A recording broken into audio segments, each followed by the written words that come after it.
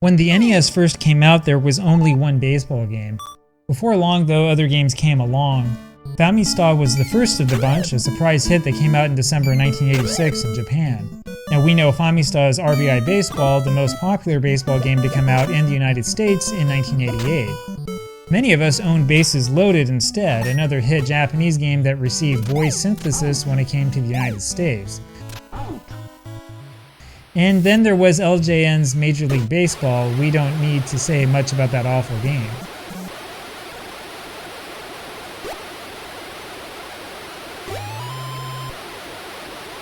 Things were even worse in Japan, by the way.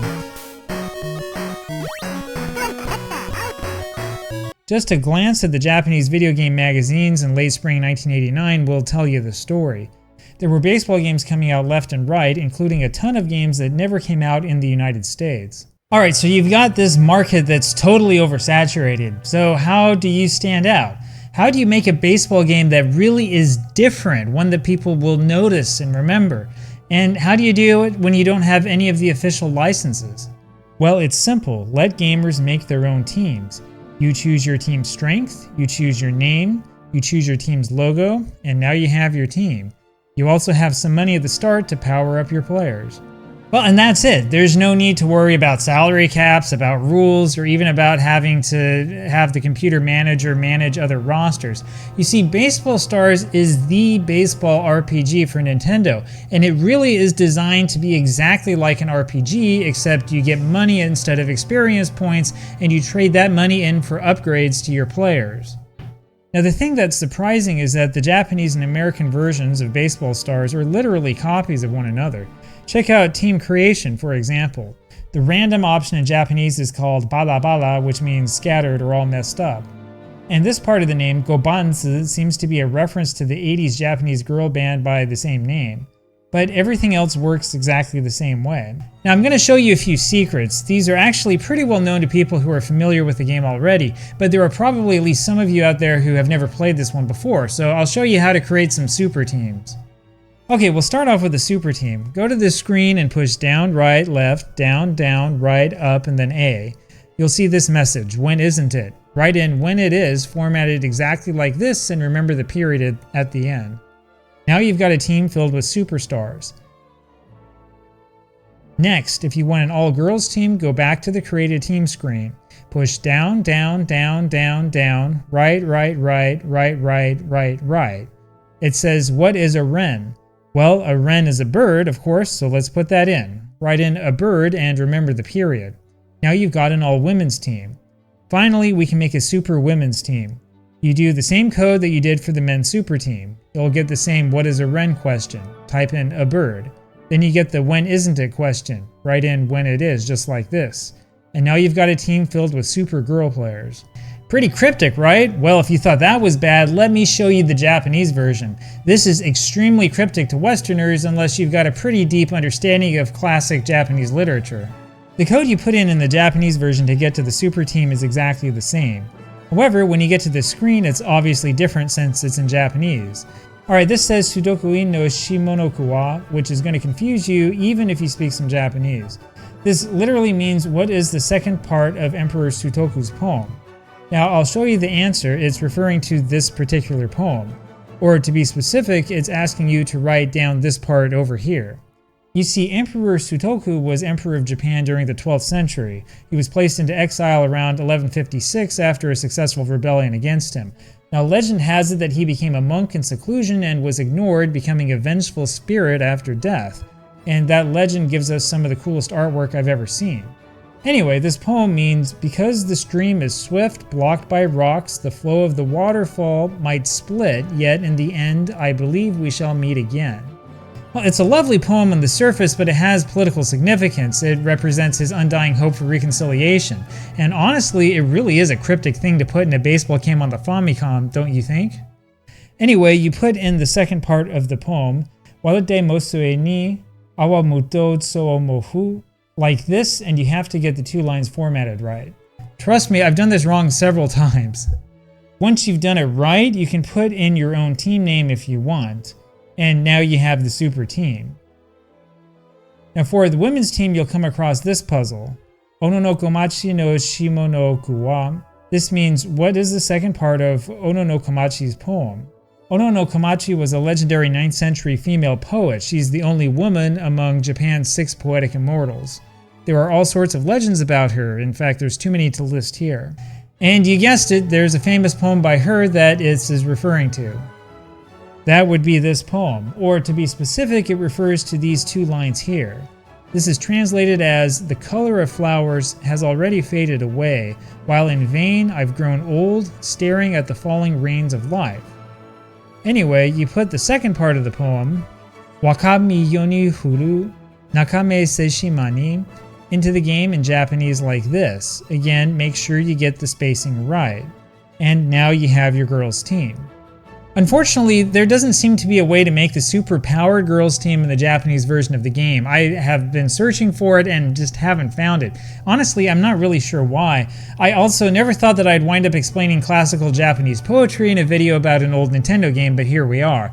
Now, while you can play with the super teams, you're actually not going to want to. No, the best thing to do is to just build a normal team and then build it up over time. You'll want to rename your players first. However, if you really want to have success, pay attention to the player screens.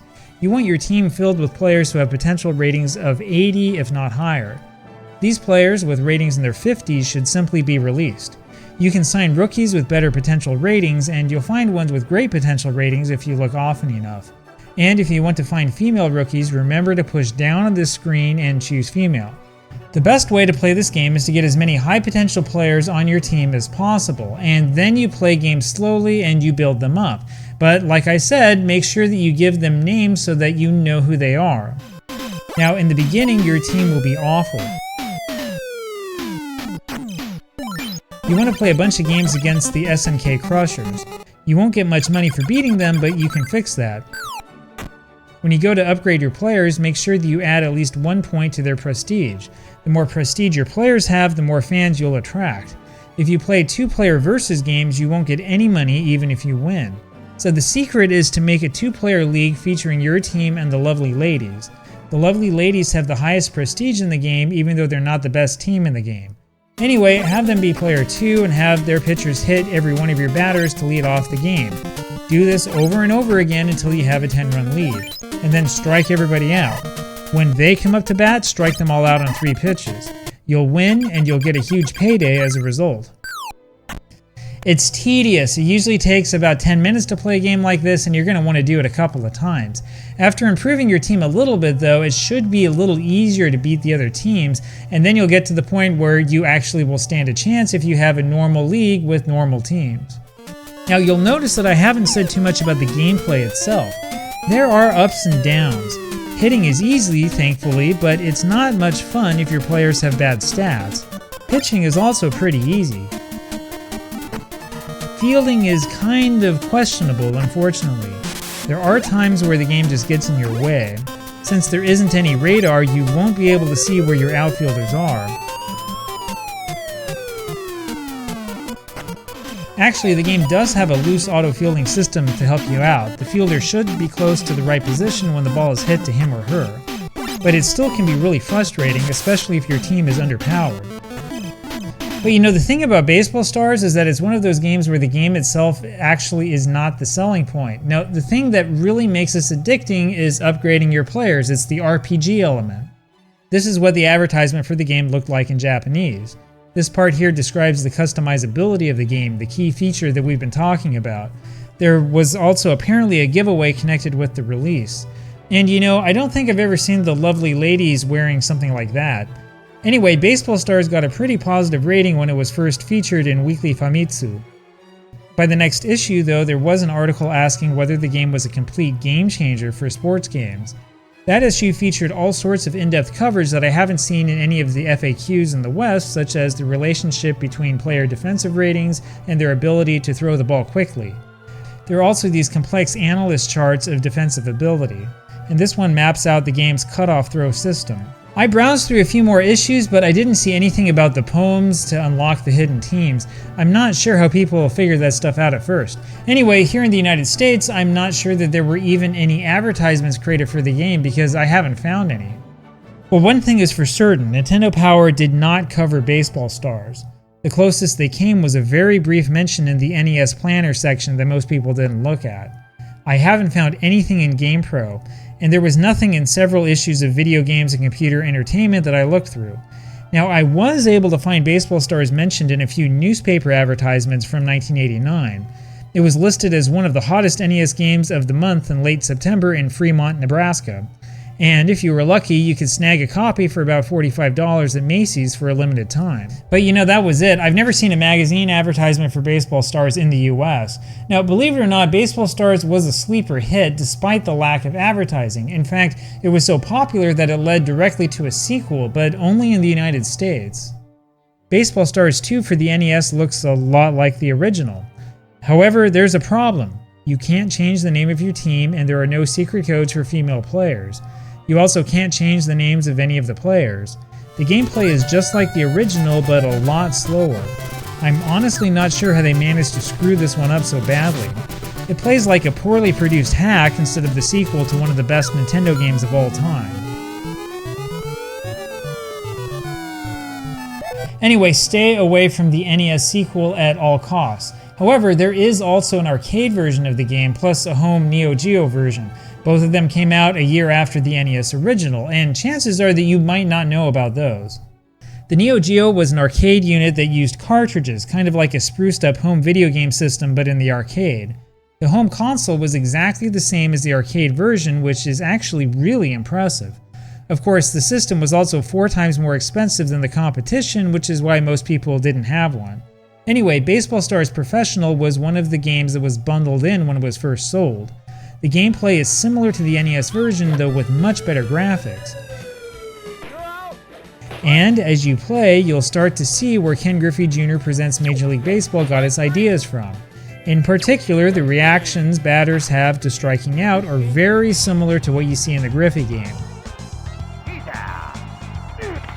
Now, the problem with this game is that you can't make your own teams or rename players. In other words, they improved the generic aspects of the game but took away the stuff that made Baseball Stars so special. I know it would have been hard to allow for custom teams in an arcade game, but I don't think it would have been impossible. Now, this game does have some cool stuff like the announcer.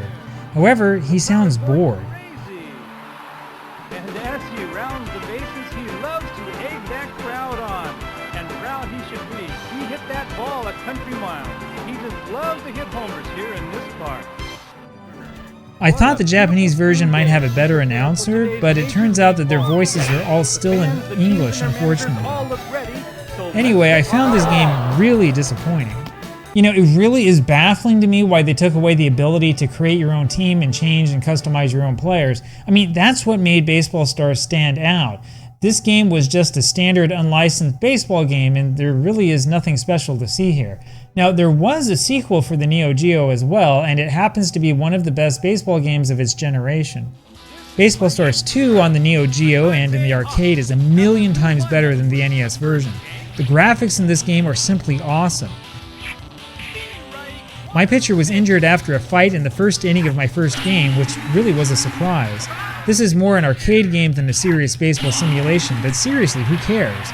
This one is worth playing. Unfortunately, though, you still can't customize anything, but it is a really fun arcade game, one that is unfortunately usually overlooked. Baseball Stars 2 on the Neo Geo, not the NES. The Neo Geo version is a ton of fun, but still it just can't match Baseball Stars on the NES for the RPG elements, and I'm serious about that. Well, as you guys know, OOTP has some RPG elements, but it's really clunky. I think Football Manager probably is the best comparison, but there's too much of a simulation feel to that game. The magical part of Baseball Stars is that it actually feels like a linear RPG at times. It feels like you're supposed to follow a certain path to victory. And the craziest thing of all is how addicting this game is. Posts like this one on Reddit are no joke. I've been there too. I've never seen a baseball game reward constant and consistent playing the way that this one does. Of course you can cheat, you can do trades with 2 controllers that make your team better automatically, but there's not much fun in doing that. If you play the game right and treat it like the Dragon Warrior of baseball games, you'll find yourself addicted.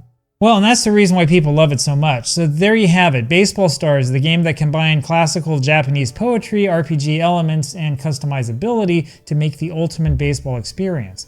The Neo Geo version of Baseball Stars 2 is a ton of fun, sure, but there is no baseball game anywhere even close to as addicting as the original NES Baseball Stars.